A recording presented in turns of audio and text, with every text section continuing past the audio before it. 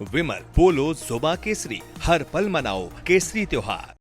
मैं ज्ञानेश्वर जी शुरू आपसे करती हूं। भाई हर रैली में, हर सभा में एनडीए का एक नेता नहीं, देश के गृह मंत्री, देश के प्रधानमंत्री राजीव प्रताप रूडी, सम्राट चौधरी से लेकर हर आदमी, हर नेता कहता है भाई जंगल राज था लालू के समय पर, याद दिलाता है 20 साल पहले की तस्वीर। तो ये जो तस्वीर सामने आई है, ये पोस्टमार्टम रिपोर्ट पढ़ने में दरअसल रोंगटे खड़े हो गए। ये पासा पलटता हुआ दिखाई देगा क्या? और वो जो जंगल राज और महाजंगल राज बनाने की कोशिश है तेजस्वी यादव की, ये टर्निंग पॉइंट साबित होता है क्या ये वाली घटना? नहीं, आप बिल्कुल सही कह रही हैं गरिमा जी। जो कुछ हुआ मोकामा में वह बिल्कुल ही निंदनीय है और ऐसा नहीं होना चाहिए था।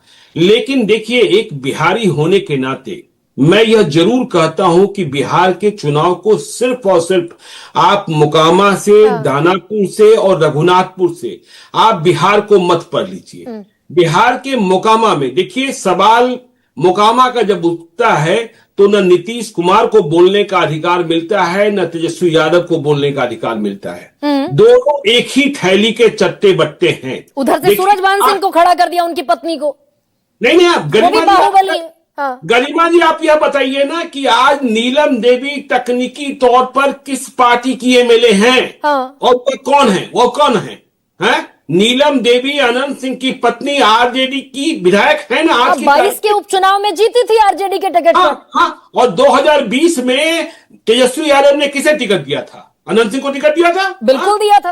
हाँ, तो आप जो यह सवाल कर रही हैं, देखिए, और मैं फिर से कह रहा हूं, मोकामा की जनता को मैं सबसे अधिक कसूरवार मानता हूं कि 2020 में उसे एक मौका मिला था। जनता दल यूनाइटेड ने राजीव लोचन सिंह, एक सभ्य आदमी, एक शरीफ आदमी, एक बेदाग आदमी को टिकट दिया। लेकिन मोकामा की जनता को बाहुबली ही पसंद आते हैं, चाहे वह सूरजभान सिंह हो, चाहे वो अनंत सिंह हो। और जिस दुलारचंद यादव की हत्या हुई, नहीं, दरअसल ये एक तो करेला ऊपर से नीम चढ़ा हो गया क्या ज्ञानेश्वर जी? भाई ये मैं मानती हूं कि अनंत सिंह का आरजेडी का भी उम्मीदवार रहा, लेकिन बीच चुनाव इस घटना ने दरअसल जेडीयू पर ज्यादा बड़ा सवाल पैदा कर दिया, इसलिए क्योंकि मौजूदा प्रत्याशी तो वो जेडीयू का है।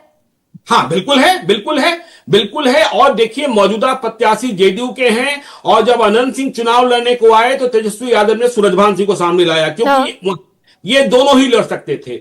और जो पीयूष प्रियदर्शी, जन सुराज के प्रशांत किशोर के उम्मीदवार, उनके साथ खड़े हो गए दुलारचंद यादव। अब दुलारचंद यादव कौन है? वो उन्होंने स्वयं बताया कि मैं 32 बार जेल गया हूं, मैं 33वां भी जेल जाने को तैयार हूं। और देखिए गरिमा जी, मैं दुलारचंद यादव को तब से जानता हूं, 1990 का पहला चुनाव जब लालू और नीतीश ने मिलकर अनंत सिंह के बड़े भाई दिलीप सिंह को टिकट दिया था। दिलीप सिंह बॉस कहे जाते थे, दिलीप सिंह बड़े सरकार कहे जाते थे। तब ये दुलारचंद यादव, जिनकी छवि टाल में जो हम लोग हरा चना कहते हैं, उसे बिहार में जो टाल का इलाका वहां बूट कहते हैं। तो देखिए, दुलारचंद यादव की छवि जो थी वह बूट चोर की थी। तो दुलारचंद यादव भी चुनाव लड़ने को आ गए और वह जेल चले गए। आपको थोड़ा संक्षेप में बता दें कि जब मोकामा विधानसभा क्षेत्र में श्याम सुंदर सिंह धीरज बनाम दिलीप सिंह बनाम दुलारचंद यादव जेल में, श्याम सुंदर सिंह धीरज और दिलीप सिंह बाहर। और इसी मोकामा विधानसभा क्षेत्र में एक मेकरा गांव है, यादवों की सबसे बड़ी बस्ती है पटना जिले में। और जब मतगणना शुरू हुई तो बूथ नंबर 1 मेकरा गांव होता था।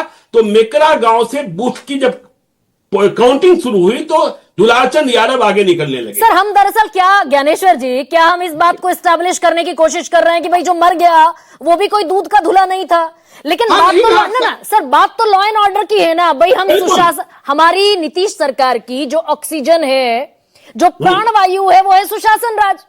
अब बीचों बीच अगर इतनी दुर्दांत तरीके से हत्या हो जाएगी, मैंने सबसे बड़ा सवाल पूछा, ये लॉ एंड ऑर्डर पर जो जंगल राज की याद दिलाते हैं, उन्हीं को ये सबसे बड़ा जवाब हो गया क्या? अरे जवाब तो हो ही गया ना कि अच्छा। भाई जब आपने टिकट दिया और आपने जानते हुए टिकट दिया कि अनंत सिंह की हिस्ट्री क्या है, अनंत सिंह की कुंडली क्या है, तो सवाल तो आप पर होता ही है, चाहे नीतीश कुमार हो चाहे कोई भी हो। आपने जो टिकट दिया तो इसलिए सवाल होगा आपसे। और वह देखिए हत्या हुई, इसमें कहां कोई शक है, और हत्या बहुत ही जघन्यतम हत्या हुई है। और जो तेजस्वी स्टैब्लिश करने की कोशिश कर रहे हैं कि भाई ये महाजंगल राज है, ये प्रधानमंत्री को नहीं दिखता क्या, इससे महाजंगल राज स्टैब्लिश होता है कि नहीं होता? नहीं, महाजंगल राज स्टैब्लिश नहीं होता है। हाँ नहीं होता है, नहीं होता। यदि इसका भी आपको एक उदाहरण बता दे, देखिए फर्क बता दे, देखिए फर्क बता देता हूं। 28 मार्च 1992 तारीख याद कीजिएगा, हेमंत शाही की हत्या हुई थी गोरौल में, मुजफ्फरपुर में। और हत्या किसने की थी? जयमंगल राय और अरुण राय ने। देखिए हेमंत शाही विधायक थे, दोनों में झगड़ा था, हेमंत शाही और लालू यादव में। लालू यादव के इशारे पर हत्या नहीं हुई थी, लेकिन हेमंत शाही जिंदगी और मौत से जूझ रहे थे और लालू यादव की सरकार के मंत्री कह रहे थे कि वह आईसीयू में ड्रामा कर रहे थे। और इसके बाद क्या हुआ था कि वो जयमंगल राय और अरुण राय जिन्होंने हत्या की थी, वह भी काउंटर फायरिंग में हेमंत शाही के बॉडीगार्ड द्वारा मारे गए थे। और उन दोनों के जो हत्यारे थे हेमंत शाही के, उनके 100 पर माल्यार्पण करने मुख्यमंत्री रहते हुए लालू यादव चले गए थे। तो देखिए ऐसी स्थिति तो आज नहीं है, ऐसी स्थिति नहीं है। लेकिन मैं दरअसल खुद भी, अगर मैं इस पूरे 20 साल को एनालिटिकल अप्रोच से देखती हूं, तो नीतीश कुमार ना किसी को बचाते हैं ना फंसाते हैं। लेकिन चुनाव आयोग पर गंभीर सवाल हुए हैं क्या ज्ञानेश्वर जी? चुनाव आयोग पर गंभीर नहीं, बहुत ही गंभीर सवाल है। देखिए जो तेजस्वी यादव ने कहा कि चुनाव आयोग कहां सोया हुआ, जो आपने कहा कि कहां नहीं आना चाहिए, कि कहां मरा हुआ। देखिए चाहे अनंत सिंह हो, अनंत सिंह 40 गाड़ी के काफिले के साथ चल रहे थे, और पीयूष प्रियदर्शी ने भी एक वीडियो इंटरव्यू में स्वीकारा है कि मैं भी उतनी ही गाड़ी के साथ चल रहा था। कहां था चुनाव आयोग? तो ये ज्ञानेश कुमार जो कह रहे हैं कि ना पक्ष है ना विपक्ष है, हमारे लिए तो सब समकक्ष है, और ये दरअसल कह रहे हैं कि जीरो टॉलरेंस है चुनाव आचार संहिता को लेकर, उसको बिगाड़ने को लेकर हम जीरो टॉलरेंस पर हैं, शून्य सहिष्णुता है। ना आपने हथियार जब्त कराए, ना आपने गाड़ियों की तादाद, जो आप ही ने नियम तय किया 3 गाड़ियों का, ना आप उसे फॉलो करवा पाए। नहीं, आप चलिए ना, बिहार के जितने बाहुबली वाले हैं वह सब के सब आपको 3 गाड़ियों से अधिक गाड़ियों के कार्रवाई में चलते हुए दिखाई पड़ रहे हैं, अधिक से अधिक गाड़ियों के कार्रवाई में चलते हुए दिखाई पड़ रहे हैं। और तो कहां है चुनाव आयोग? ये सवाल तो उठेगा ना। हाँ, चुनाव आयोग लापता है। जब दुलाचंद यादव की हत्या हो गई, कानून व्यवस्था की धज्जियां उड़ गई, तब चुनाव आयोग जगा और 7 घंटे के बाद अनंत सिंह की गिरफ्तारी हुई। क्योंकि तमाम सारे सवाल पैदा हो गए थे। क्योंकि देखिए कहां कंट्राडिक्शन पैदा हो गया था। पीयूष प्रियदर्शी कह रहे थे कि दुलाचंद यादव मेरी गाड़ी में थे, और दुलाचंद यादव के पोते कह रहे थे कि वो मेरी गाड़ी में थे। तो प्रशासन कहां था? देखिए क्या नियम कहता है, जो आज पढ़ाया जा रहा है कि हम उम्मीदवारों के साथ वीडियोग्राफी की टीम को, अरे भाई वीडियोग्राफी की टीम यदि साथ में थी तो वो वीडियोग्राफी कहां है? उसी वीडियोग्राफी को आधार बनाकर तो चुनाव आयोग कहां था, और चुनाव आयोग कहां वीडियोग्राफी कर रहा? और भाई 100% हथियार जब्ती का निर्देश तो कल जारी हुआ रात के 2 बजे प्रेस कॉन्फ्रेंस में। ये तो 6 तारीख को जारी हो जाना चाहिए था। अवैध हथियारों की जब्तीकरण के लिए छापेमारी कल शुरू हुई, तो 6 तारीख से आज 2 तारीख बीत गई, 4 दिन कम है पूरा 1 महीना होने में।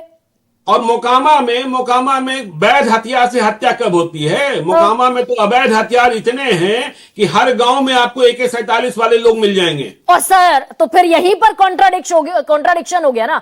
AK-47 सर फोर्स के पास नहीं है, अपराधियों के पास है, बाहुबली के पास है, तो सुशासन पर तो सवाल हो ही गया। नहीं, सवाल तो देखिए फिर वही बात हो जाती है। सवाल तो है ही, सवाल कहां नहीं है। और देखिए जब कभी मोकामा, बरैया, ये सारे इलाके हैं, कौन गिरोह, कौन गैंगस्टर कब किसके पक्ष में खड़ा हो गया, उसे बचाने कौन आ गया, कब किसको कौन फंसाने आ गया, यह बहस हमेशा छिड़ी होती है। चाहे वह मोकामा हो, चाहे वह सिवान हो, चाहे वह दानापुर हो। नहीं, मैं आपसे इकलौता सवाल आखिरी ये पूछना चाहती हूँ ज्ञानेश्वर जी, भाई जिस छवि पर आपने सारे चुनाव की दारोमदार टिका रखी है, हर रैली में आप जंगल राज याद दिला रहे हैं ना, और आप ऐसे बाहुबली को टिकट अगर पकड़ा देंगे तो ये छवि दरकेगी नीतीश कुमार की या इंटैक्ट होगी? 2005 का एक बयान याद कीजिए। ना 5 पर नहीं सर, आइए ना 25 में तो नहीं बदले हैं ना। नीतीश कुमार कहते हैं बाघ के सामने हम बकरी को नहीं लड़ाएंगे, हमें तो कुर्सी चाहिए, हमें किसी भी तरीके से सत्ता हासिल करना है। अच्छा। हमें किसी भी, हाँ, बाघ के सामने बकरी नहीं लड़ाएंगे। तो आखिरकार फिर ये अनंत सिंह को गिरफ्तार क्यों करना पड़ा? दबाव में आ गए नीतीश कुमार? देखिए, दबाव में आ गए क्योंकि जो वहां की आग है, मोकामा की आग है, वह दूसरे क्षेत्रों में पहुंचने लगी। अगर पिछड़ा होने लगा, यादव मतों की गुलबंदी अधिक मजबूत होने लगी, तो लगने लगा कि यह तनाव ज्यादा बढ़ रहा है, वोटों का बिखराव नुकसान हो सकता है। इसके बाद ही यह गिरफ्तारी का तो मतलब कुल मिलाकर कन्हैया